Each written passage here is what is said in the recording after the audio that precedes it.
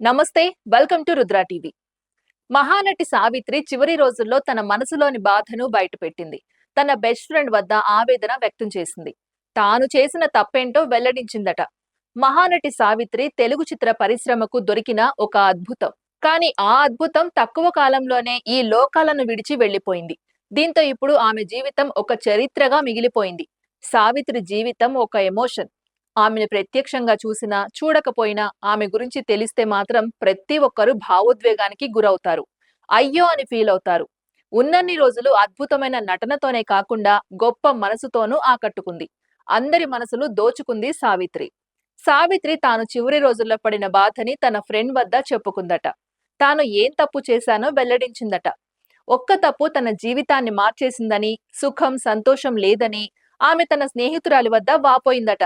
సావిత్రికి చిన్ననాటి నుంచి ఉన్న ఏకైక స్నేహితురాలు మద్దాలి సుశీల. క్లాసికల్ డాన్స్ లో శిక్షణ తీసుకునే టైంలో వీరి స్నేహం ప్రారంభమైంది.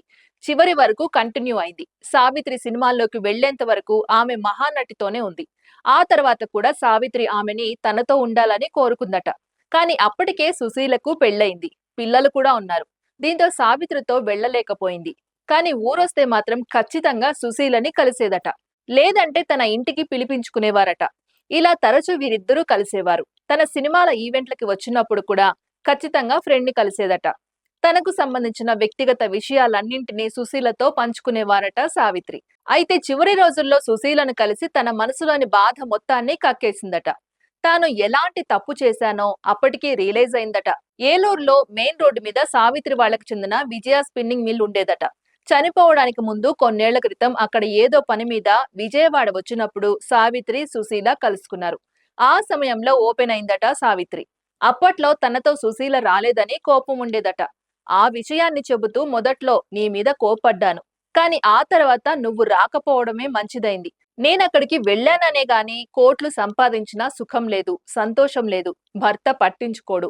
నాకు తోచింది తినలేను, నచ్చింది కట్టుకోలేను. నేను దిక్కులేని దాన్నైపోయాను. నువ్వైనా ఇక్కడ సుఖంగా భర్త పిల్లలతో ఉన్నావు అంతే చాలు అని బాధతో చెప్పిందట సావిత్రి. సావిత్రి అన్న ఆ మాటకి సుశీలకి కన్నీళ్లు ఆగలేదట. జమిని గణేశన్ తో పెళ్లి వద్దు అని తను చాలా సార్లు చెప్పారట. కానీ సావిత్రి వినలేదని, చివరికి తన పరిస్థితి చూసి చాలా బాధేసిందని వెల్లడించింది సుశీల. సావిత్రి ఎంతో సంపాదించింది. ఎందరో అభిమానుల్ని సంపాదించుకుంది. కానీ ఆఖరికి ఏదీ లేకుండా, ఎవరూ లేకుండా ఒంటరిగా వెళ్లిపోయింది. ఆ తర్వాత సావిత్రిని ఇలా సినిమాల ద్వారా అయినా చూసుకోవడం సంతోషంగా ఉంది అని సుశీల తెలిపారు. ఇది ఇవాల్టి అప్డేట్. మరో అప్డేట్ తో మళ్ళీ కలుద్దాం. అంతవరకు చూస్తూనే ఉండండి రుద్ర టీవీ.